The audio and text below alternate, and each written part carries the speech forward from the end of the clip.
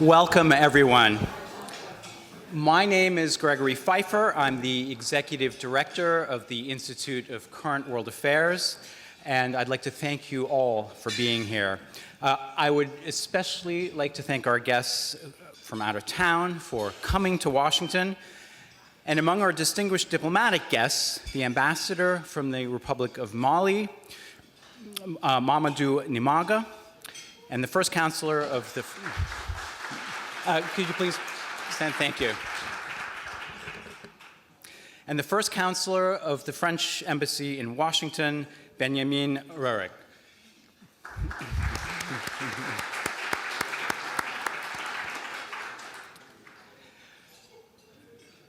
I still keep the strip of denim that a young woman handed me in Minsk, the capital of Belarus, on the city's central square on a frigid March evening in 2006. I was an NPR reporter at the time, and she was among the thousands of Belarusians protesting their strongman leader, Alexander Lukashenko's latest rigged election victory. They were buoyed by a series of color revolutions that had swept away old administrations in former Soviet republics, Georgia, Ukraine, and Kyrgyzstan. This one was going to be the denim revolution. Among the handful of young people setting up tents for an all-night vigil that night, a shivering 27-year-old told me that supporters would not be deterred by the riot police who are waiting nearby, watching closely. He said, "Our friends will come in the morning, others will arrive tomorrow evening, and we'll stand here in shifts until the job is done." The opposition's main candidate, Alexander Milinkevich, was preaching perseverance too. The law is on our side, the former physics professor, a short bearded man, told me. Truth is on our side, justice is on our side, faith is on our side, he said. But most Belarusians weren't. That was already clear at the edge of the square, where young revelers were packing a pizza joint with large windows overlooking the small tent city that might as well not have been there. The beer-swilling hipsters' utter disinterest in their peers, who were risking beatings, arrest, and uncertain futures over their demands for a free election, made the protesters' quixotic stand in Russia's closest ally especially poignant to me and the other Western reporters who were there that time. The opposition between their liberal democratic ideals and the banal immovability of a corrupt autocracy playing out in public. But as soon as we packed up several days later to go cover elections in Ukraine that weekend, the police finally emerged to scatter the protesters. 13 years on, Lukashenko is very much still in power, which underscores just how remarkable it is when popular protests do topple crooked regimes. In Ukraine, opponents of different autocratic pro-Moscow governments prevailed not once, but twice within a decade. The second time in 2014, when 100 demonstrators died at the hands of security forces. The risks and sacrifice that Ukrainians have made for their country's democracy on the front lines of Russia's confrontation with the West makes the issue at the heart of House Democrats' impeachment inquiry, the accusation of Donald Trump's bribery of Ukraine's new president, Vladimir Zelensky, about as fundamental to democracy as can be imagined. What ultimately happens, whether this country changes course at this pivotal moment back to its liberal democratic ideals, its leading role in transatlantic alliance kept together not by the transactional self-interest of one man, but in our national enlightened interest in universal human rights, open societies, and the belief that everyone deserves a chance at a decent life, all that depends on whether Americans understand the stakes, not only in this country, but in Ukraine and in the rest of the world. What does that have to do with the Institute of Current World Affairs? Well, we were founded nearly a century ago to advance American understanding of foreign affairs at a time that this country was just emerging as a power on the world stage. Now, at a time that our influence, together with our alliances and our reputation, are under threat, we feel that our mission is as important as ever. We send outstanding young men and women abroad to gain deep expertise of foreign affairs and cultures. They come back to inform the American debate, help shape the country's policies, politics, and many other roles in academia, journalism, diplomacy, and business. My fellowship in Russia formed the foundation of my knowledge of the former Soviet Union, why I found myself in Belarus reporting on democracy protesters. Another former fellow, Phillips Talbot, whom you see here, was a cub reporter for the Chicago Daily News in the mid-1930s, when the Institute's then executive director, Walter Rogers, visited the editor of the newspaper to ask if there were any promising young reporters who might want to go abroad. Now, Phil was hankering to be a foreign correspondent, but he was told that he was far too young at the time for the job. But Walter Rogers liked the cut of his jib. He invited Phil to come to New York for a series of interviews, continued to like him, and asked him if he wanted to go to India because he had been looking for somebody to send to India. Phil did. Now, rather than explain myself, I'd like to play a very short video of Phil's first experiences there in his own words, recorded a few years ago, a couple of years before his recent death. My original assignment was to try to learn something about India. Very specific.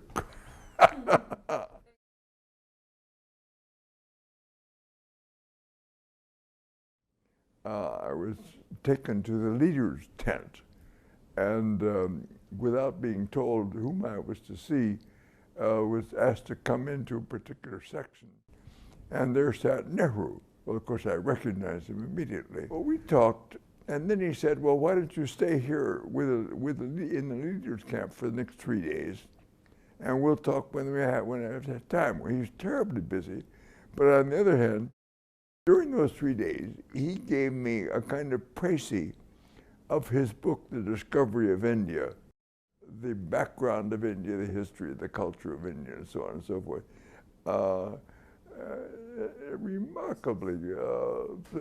Remarkable opportunity that I would never had in a later time.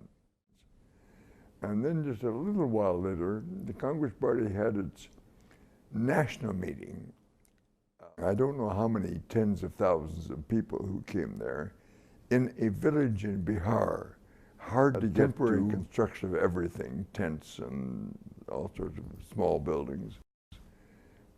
And it was there that I met the rest of the Congress Party leadership, Gandhi and Bose. And I went to Lahore to the meeting of the Muslim League. The Congress meeting was the last Congress Party meeting before the war, 39. Britain was already in the war, and it had brought India in by fiat, and the Indian nationalists were very much opposed to that and demanding that the British at least offer them independence at the end of the war. The Muslim League was anti-Hindu, more anti-Congress Party, more than it was anti-British. And that was the meeting where the Pakistan resolution was formally adopted by the Muslim League. So I was able to get a sense of the dynamics of these major movements.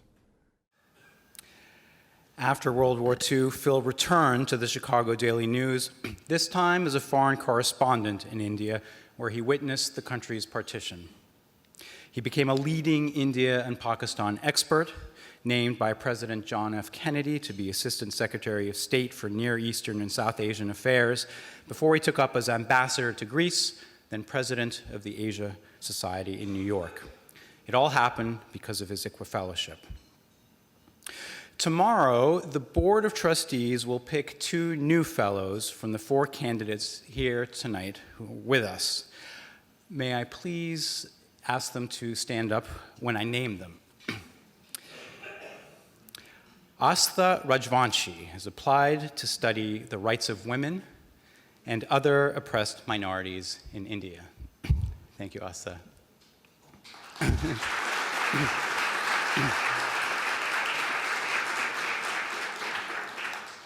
Mark Olald.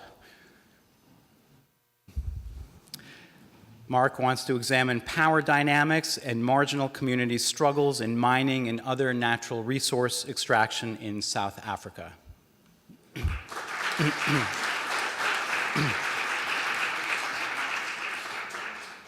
Joshua Lefkowitz. Joshua would like to study the Syrian diaspora in Turkey and other neighboring countries.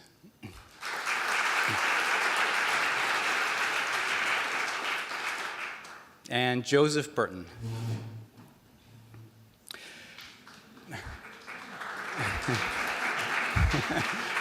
Joseph wants to investigate the changes in Turkish society under President Recep Tayyip Erdogan. Thank you all, and good luck tomorrow.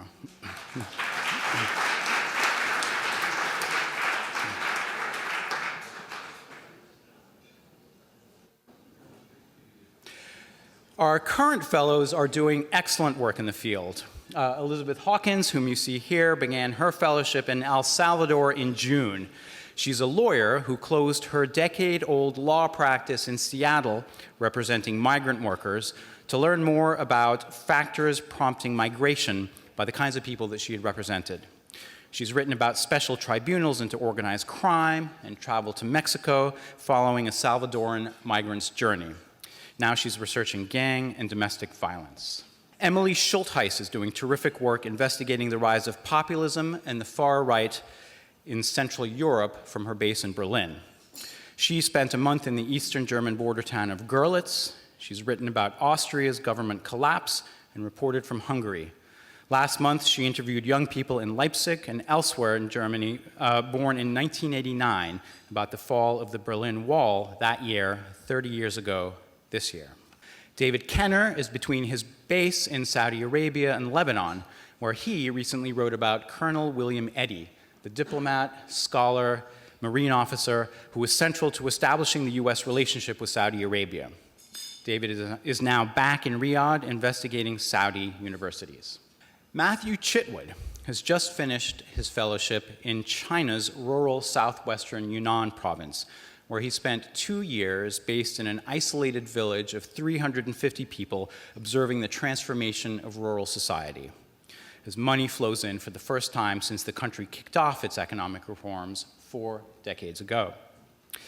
In his latest dispatch, examining why the Chinese like President Xi Jinping, he points to the overwhelming desire for social stability over the possibility of destabilizing economic and democratic reform.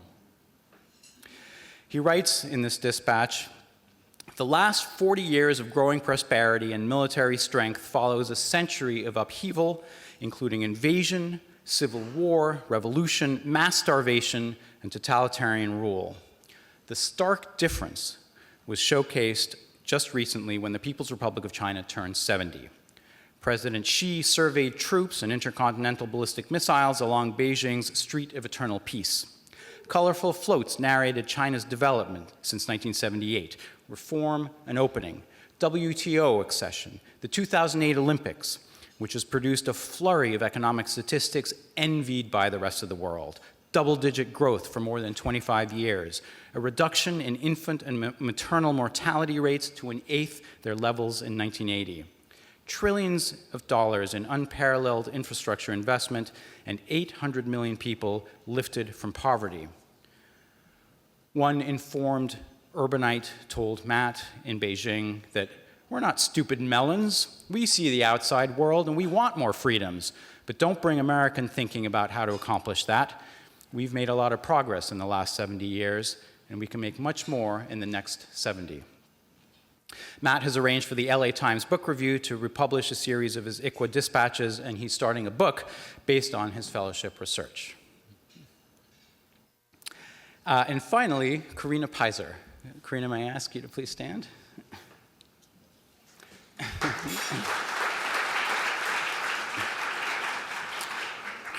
Karina finished her outstanding fellowship in France in September, returning from her base in Paris, where she examined French identity politics, laïcité, the state policy of secularism, and Islam's place in society.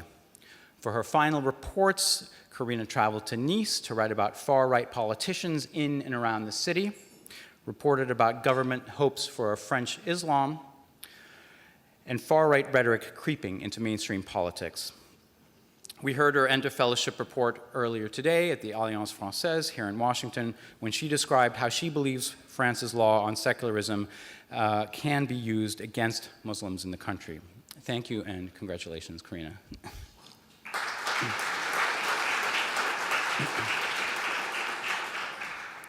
Navigating international affairs, let alone playing a leading role like this country does, requires understanding about the complicated issues at the heart of national debates around the world, the kind that Karina has gained, and Phil Talbot gained, and I and almost 200 others in the last almost 100 years since 1925.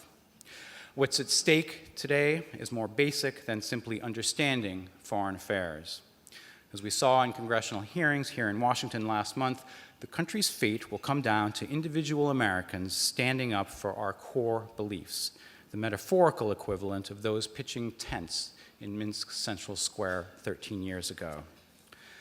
But, as you all know, sustained democracy requires the support of an informed, enlightened society.